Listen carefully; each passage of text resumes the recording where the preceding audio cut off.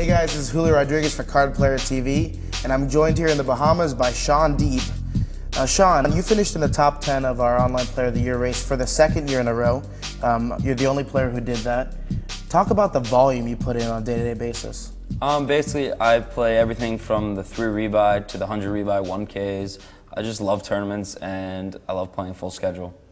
What's your average day look like? Are you up at the crack of dawn, sit in front of the computer with a cup of coffee, and then just grinding until midnight? Oddly enough, I'm like the least scheduled person there is. Whenever I wake up, I look to see if I wake up for like 1:32, I'll play the early 100 rebuy on stars, the full tilt 150. But if I wake up 3-4, I might wait till the 6-7 p.m. to start registering. I want to talk about leading the TLB. You were invited 2 years in a row to compete in the World Cup of Poker to represent the United States, and hopefully you'll be invited a third time. But can you tell us a little bit about how that process works and what your place on the team was like? Well, it's a very interesting process. I mean, PokerStars does its best to include everybody in the world who wants to get involved.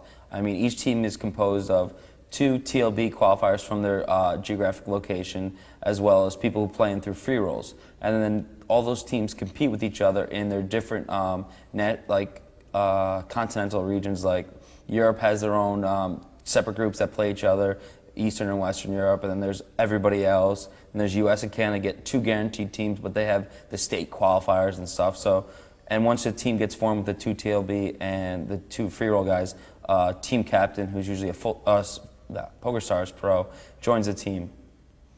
Okay, and your captain this year was? Greg Raymer.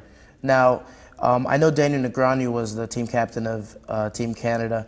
Are those 2 captains pretty much set in stone? No, they're actually, well, for Canada, the only other option really is Steve J-Pa.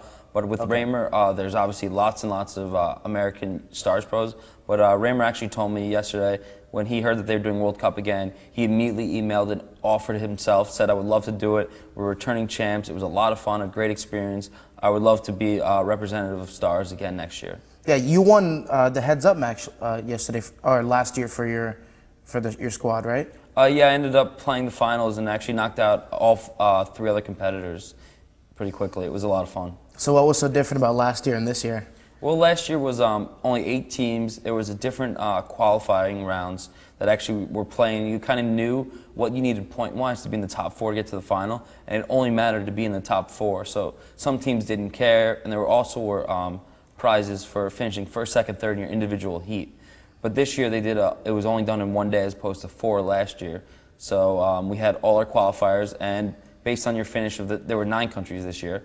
Based on your finish in the prelim, or whatever qualifiers you want to call it, you got X amount of chips to bring into play for the final table. And luckily we played very well in our prelims and were able to get second in chips going to the final table due to a very, very close tiebreaker with Mexico. And what did that result in for you guys? We ended up starting with 45,000 chips. The chip leader had 50,000, and Team Canada, who was in 9th place, had 25,000. Okay, can you take us through that tournament and tell us how you finished up? It's the tournament. The final is a tag team format.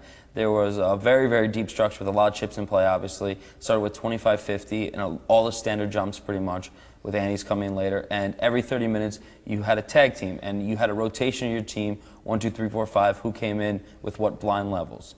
And so when the first guy came in, he had only 1/5 of your chip stack. And if he got knocked out, second place guy would come in with just 1/5 of the chip stack. But if your person survived the level, then the second person comes and adds to the chip stack. So therefore, everyone gets a guaranteed chance to play. And who finishes up? How do you guys determine who plays towards the end? Is it pretty much standard that Greg would take the spot? Oh, no, you have to keep your standard rotation. But we were given 2 substitutions to use at any time. Once you use those, you were done. So we ended up having a time where we had a stack size around 25 big blinds. Stack size I'm very familiar with, obviously, with all my volume. So Greg said, here you go, Shaun, your chance to get us some chips. So I ended up going in and getting lucky one hand versus Great Britain, and that gave us a chip lead. And then we went back to our regular rotation. Then Greg came in, then I came in. That's when we ended up getting knocked out. You knocked out Team USA. I was in when we got knocked out.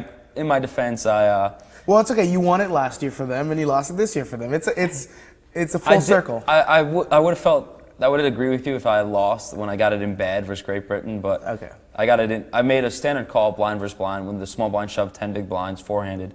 He was a good player. I knew he was an online guy. Knew he was shoving almost any two cards. I had queen jack, high card value, has enough equity versus range. I called, and it was pretty unlucky that he had kings. And then the same guy later shoved the small blind for 18 big blinds, and I called with nines. And he had king six off, and he flopped two pair.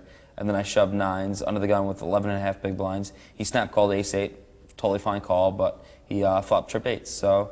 I mean, he played well, I played well. It's just when you get in ahead, there's nothing you can do. Now, I want to talk to you a little bit about the online community in general. You seem to be kind of the honorary policeman for some of the misbehaving players, I should say.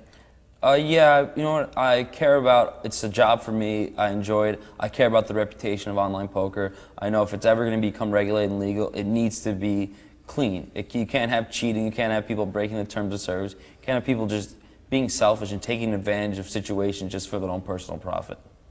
Okay, okay, combining that with your presence on Team USA, it's almost as if you're an ambassador for online poker. Do you see yourself in that light? How do you see yourself in this community? In the live realm, I'm not as much of an ambassador as some of the pros because I don't get the exposure as everyone else. But obviously, anytime I was given an opportunity to speak about poker, explain it to anyone, I try to, because I think it's a great fun activity. It makes a great job, gives you a lot of freedom, and it's a very unique opportunity to do things that I would never be able to do at my age or most ages, basically.